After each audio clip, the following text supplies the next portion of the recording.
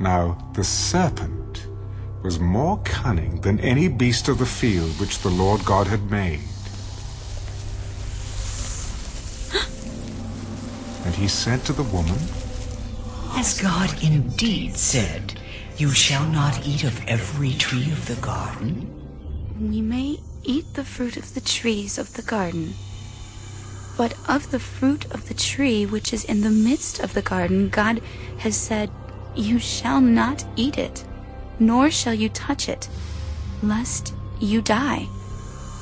You will not surely die, for God knows that in the day you eat of it, your eyes will be opened, and you will be like God, knowing good and evil. So when the woman saw that the tree was good for food, that it was pleasant to the eyes, and a tree desirable to make one wise, she took of its fruit and ate. She also gave to her husband with her, and he ate. Then the eyes of both of them were opened, and they knew that they were naked. And they sewed fig leaves together and made themselves coverings. And they heard the sound of the Lord God walking in the garden in the cool of the day. And Adam and his wife hid themselves from the presence of the Lord God among the trees of the garden. Then the Lord God called to Adam, Where are you? I heard your voice in the garden, and I was afraid because I was naked, and I hid myself. Who told you that you were naked? Have you eaten from the tree of which I commanded you that you should not eat? The woman whom you gave to be with me, she gave me of the tree, and I ate. And the Lord God said to the woman, What is this you have done? The serpent deceived me, and I ate. So the Lord God said to the serpent, Because you have done this, you are cursed more than all cattle, and more than every beast of the field. On your belly you shall go, and you shall eat dust all the days of your life.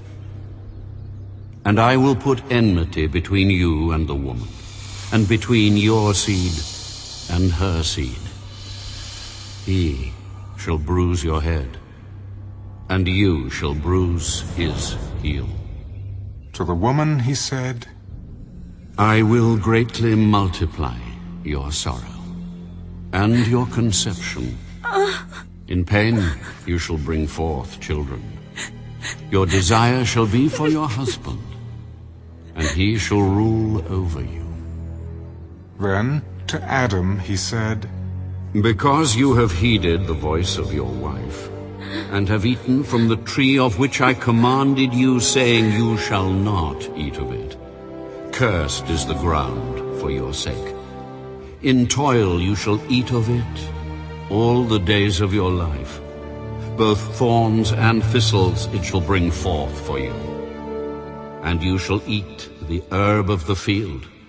In the sweat of your face you shall eat bread, till you return to the ground. For out of it you were taken. For dust you are, and to dust you shall return.